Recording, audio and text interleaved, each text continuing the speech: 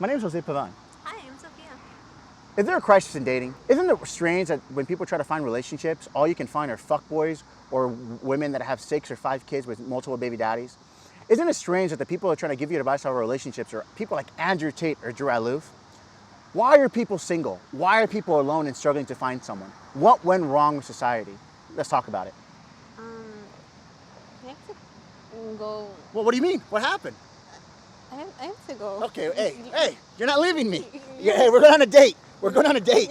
We're going on a date. That's it, son. Look your best. Your first date is mighty important. Yeah. How were relationships in the past? Very simple. They're full of respect. People wanted to be in relationships. People had obligations and responsibilities. And everyone in the community told you and forced you and pushed you to be with someone. But it wasn't just to be with someone and just treat them however you wanted. There was rituals, there were courtship rituals. You had to get flowers. You had to go to dinner. You had to meet their family. You had to meet their parents. There was a lot more responsibility. And let's say you made a mistake, a little oopsie, like you had a little accidental kid, you know? What would happen? A shotgun wedding.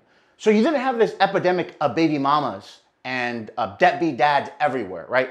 Society socially enforced a conservative, traditional value, right? Another important part about relationships is that the people you met, you knew from your local community. So the people that you met or the people you dated, they just weren't randos that you never met in your life that were just like an image on a screen. They had personalities. They're people in your community. They were your neighbors. They were your churchgoers. They were your schoolmates. There was a baseline of respect in a relationship, but we lost that. And what did we gain, right? You got like a six pack? I can't. Not no six pack, but I mean shit. Getting her. Yeah. Hey, want to hear a joke? Sure. Your life. Kill yourself. We lost something with new relationships. It might be more convenient to find new people and find new things, but it's so much harder to find meaningful relationships that last long. What went wrong? What changed? So now we get to modern relationships. What are modern relationships? There's no more magic. There's no more courtship. There's no more buying flowers. There's no more buying someone dinner. There's no more meeting random people in the streets and then approaching them and saying, what's your name? What's your number? That's dead. Romance is dead in modern relationships. Now, the only thing that matters in modern relationships is sex. It's a transactional relationship. The same reason why women complain that men are broke, or the same reason that men say that women are hoes, it's because that's the thing that they're looking for. Men only want sex in relationships, and women only want the most things that a man can provide. But this wasn't what used to happen, right? There was a baseline behavior that people had to perform. The ritual itself kept people in line, kept people from misbehaving and being like degenerates or degens when it comes to relationships. But now you have this culture where men only want sex, so now women don't know what a good man or what a good man is. And same thing for men. How does a man know you're not a bop? How does a man know you don't want him for his money or when you want to use him? So now you have this culture where people just distrust each other, where honesty is not a part of the conversation anymore. Another side to this conversation is that during dating apps, when you go online, the only way you meet people is through online, right? You can't really meet people face to face anymore, right? It's over. That's over, gone. How do you know that person's not lying to you? How do you know that beautiful woman that looks beautiful, attractive, amazing, isn't Nergal incarnate, isn't some disgusting creature from hell? Or how do you know this guy that says he has a Bugatti, a car, he's rich, he's 6 foot tall, isn't some psychopath creep, right? That you have no idea who they are. So now, by that nature, by the lack of authenticity, by the lack of you knowing who they are, because you're ultimately meeting strangers, you have another wall that makes you distrust the average relationship or forming an average relationship. Since now you have no idea who you can trust and not trust, then maybe ghosting's normal now. Maybe you're not sure if you really want to commit to that person. So now situations are a much more common thing in relationships. People aren't committed to things because they don't want to be disappointed. If you have one bad interaction with dating, and remember in the past people didn't date that much. They dated one or few people and then they married and were together forever. But now you have options to date 30, 50 men, 100 men, doesn't really matter. So what's the best way to treat people? Not to get too close to them. Not to be super solid about the foundation of that relationship. So the same reason why you have this weird pull and pull where guys will say, I'm not ready for a relationship, but later on will come back and then say, I changed my mind. And you have this wishy-washy culture, is because no one wants to be committed. Everyone's scared of being hurt. Everyone's scared of being in pain. This wasn't normal. This wasn't normal 35 years ago, 30 years ago. People were still forming functional relationships. But what went wrong? What changed fundamentally?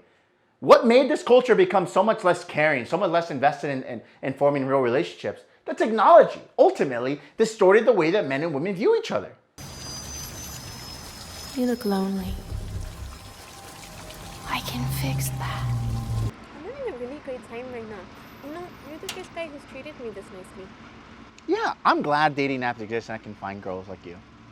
Now we get to talk about technology and algorithms. There's fundamental issues with those apps themselves. I think that one of the biggest core issues is that it sees its consumers or its users as a bottom line, a way to make money. Specifically, lonely men. Between 60 to 70% of all dating apps are made by men, and the rest are female, right? So there's already a distortion in the market, right? An imbalance of men to female ratio. But what happens with that? Since it's a lot more difficult for men to get options in dating, a lot of men feel compelled to buy subscription fees. The reason they have a $500 subscription fee and the reason they constantly push you to buy more subscription fees, hey, we can give you more likes, we can give you better matches, we can see who you match with.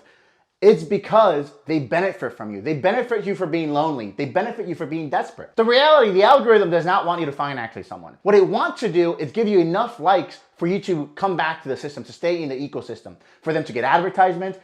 Again, you're a bottom line, you're not a real number. The other fundamental issue that the algorithms did is distort the value between men and women. Since women have a choice to pick whichever men they're gonna do, who are they gonna pick? Are they gonna pick the broke college student that lives with his mom and doesn't have a car or has a bum car? Or are they gonna pick up the 30-year-old that has a full career, a nice house, a full car? At the reality, they're gonna pick the 10s or the 8s or the 9s that have their life together. So now women, pick those men, and those men have too many options. And when they have too many options, they don't have to commit with you. In the olden days, if you slept with someone or you got with someone, there was a lot of social pressure to be with that person. But now with the introduction of casual sex and the rise of lower commitment relationships, where people aren't obligated to be with the person if they slept with them or be with them, those men now don't have to be with those people. And now those women are constantly sleeping with like 20% of the men, 20, 50% of the men in dating app. And that distorts your relationship, the way you view relationships. Now, most people don't like going down, right? Let's say you slept with a guy who was like, really well off. Since women slept with this guy, they feel, especially 5s or 6 or average looking people, average women feel like they can be with a 9, they can be with a 10, they can be with someone that's super successful, they can be a millionaire. But the reality is they don't understand the difference between sleeping with someone and being in a long-term relationship with someone. So now, this is what happens fundamentally. Average people, average women aren't comfortable being with average men. But their grandparents were, their moms were, right? What happened? Is your grandpa or your dad Superman? Or are they Bruce Wayne? Or are they multimillionaires? No, they were average human beings. And they had longer and happier lives being together with average people. But also, this also affects negatively the men. There's a large percent of men that will never get swiped, that will get minimal attention from people because they're average or below average, right? So what happens to those people? They become incels, they become this jaded with the whole relationship thing, or they become desperate enough to buy the subscription fees.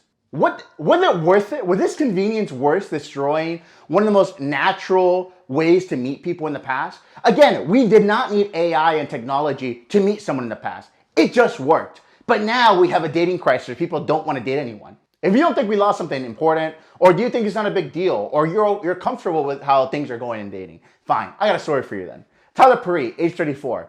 She was matched by a suitor out of nowhere, right? Pretty straightforward. He said, hey, let's meet up in this restaurant. Okay, they set up the date. She's excited, it's going well. She goes to the restaurant, she's waiting. Where's the guy? It could be another, ghosting or someone just being a jackass. She would try to message the guy and said, hey, where are you? Unmatched. She sat at the restaurant, she got a few drinks, then she left. Then she went to a Facebook group. Suddenly she realized this guy has done the same thing over and over to the same amount of women. She investigates further, and guess what we find out? The Bachelor with an AI chat log by the restaurant to get single girls or single women to go to the restaurant and order something. Because if you're there waiting for a little bit, you might order a drink, you might order some food. how socially destructive is this? Is she ever, you think that's not gonna be in the back of her mind saying, is this person real? Doesn't this cause more social distress? And more importantly, was it worth it to let capitalism regulate one of the most important things in human history, meeting someone you love and care about? Is it worth it? Across OnlyFans, how much money would you say you've donated? Probably just shy of about 10 grand. So we can all agree that dating's broken. What are people doing to find intimacy, to find affection, to find love? They're getting addicted to pornography, and specifically OnlyFans.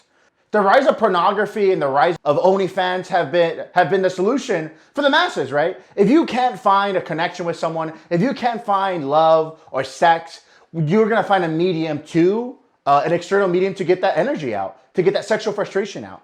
And the rise of OnlyFans has become a multi-billion-dollar industry.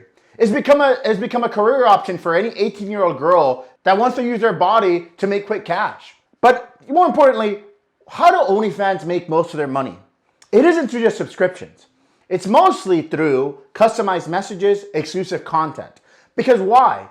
It creates a parasocial relationship between the consumer, the person that's lonely, needs intimacy, wants connection, and the model. The sad reality is that most of, if not all, the messages that they're receiving from that model are either through a male app manager or an AI chat log that's purposely trying to keep this farce up with the consumer. Another solution that people found out about is called hag maxing or having a sugar daddy. Young people can't find someone around their age to date. And they don't own a home, they don't own a car, they're poor, they still live with their parents. So what's the best solution? Date some 50-year-old, some 6-year-old woman or man to give you financial stability. Young people, the dating market is so broken that young people can't find relationships with people around their own age. What the hell's going on? Like, this was never a thing in the past. Yeah, most people throughout human history married and got in relationships with people around their age. Generally between a 5 to 2 year age difference, max. And the most perverse solution that people have really found is AI chats. People can find more real relationships and feel more connected to an AI model and make this AI relationship through Snapchat or through ChatGPT or any form of AI that can communicate with you back and forth, and you can make a fake relationship. Because they're so atomized, they have no relationships in real life, they don't find they don't see any future we're gonna meet someone. People would rather talk to machines than find real people. There's a perverse incentive by corporations to monetize those features, to monetize the AI girlfriend, to monetize the AI boyfriend. And this gets worse, right? The reason this gets worse is because they are trying to find sex robots. Moving away from the AI models to make a physical body to get your desires, to give you that moment. Hey, Mr. Robot, can you get me flowers? Or take me to a dinner? Or take me to a date? Or have sex with me? They want to replace one of the most important aspects of how being a human being and make money out of it. Is this worth it? Is this worth it? Breaking something that's so fundamental that will makes us human beings? We have to change what's going on. But the worst part is, people are benefiting, not just corporations, but influencers benefit from making the relationship between men and women worse. I want to walk in the house and say, dinner. Bitch, where is it? I'm having a really great time right now. The sandwich is really jacking me off. You know, Andrew Tate gave me this advice. If you really love your girl and you cheat on her, does it really matter? Because if you really love her, you'll come back.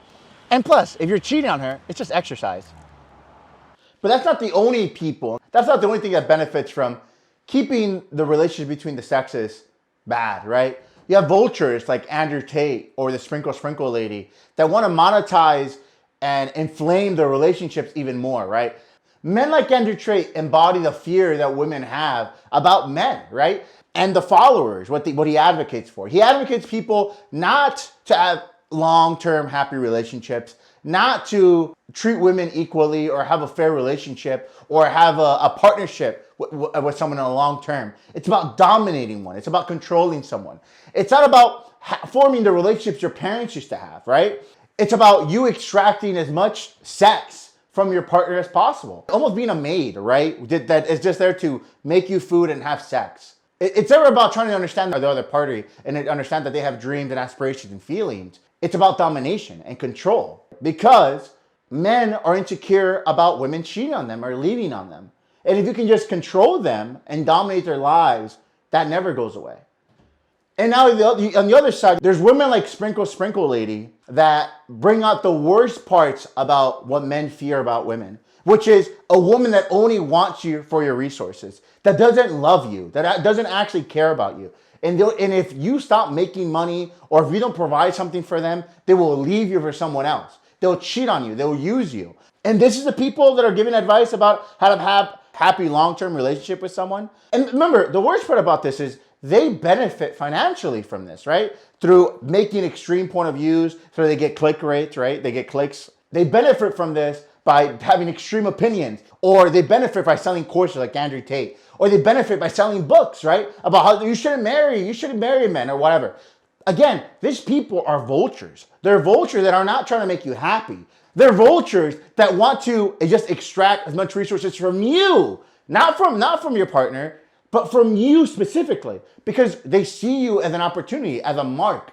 So what's the point of this? What's the point of this, right? Am I supposed to give you this depressing ending and they're like, hey, dating's broken, you're gonna be alone for the rest of your life? You don't have to be a statistic. You can still find someone to meet and care about. The goal of this conversation was to, one, be honest about what's happening with dating, right? And tell you, yes, it's difficult right now. Things are broken right now. And two, the other part's also about to tell you, yes, the feeling that you feel that how things are wrong, yeah, that's a real thing. But there's still hope when it comes to this. You don't have to be a statistic. This doesn't have to be your end. I know you don't want to end up alone in a bathroom crying for the rest of your life how you could have met someone. So you have to try to do something. And just because it's more difficult doesn't make it not be your responsibility to do something about it. And things you can do is join clubs. You can join running clubs. You can join your local church community. You can work your local pickle community. Anything to just try to meet people in real life. I promise you, the girl that you are scared to talk to, or because you're insecure that you're not good enough, feels the same way about you.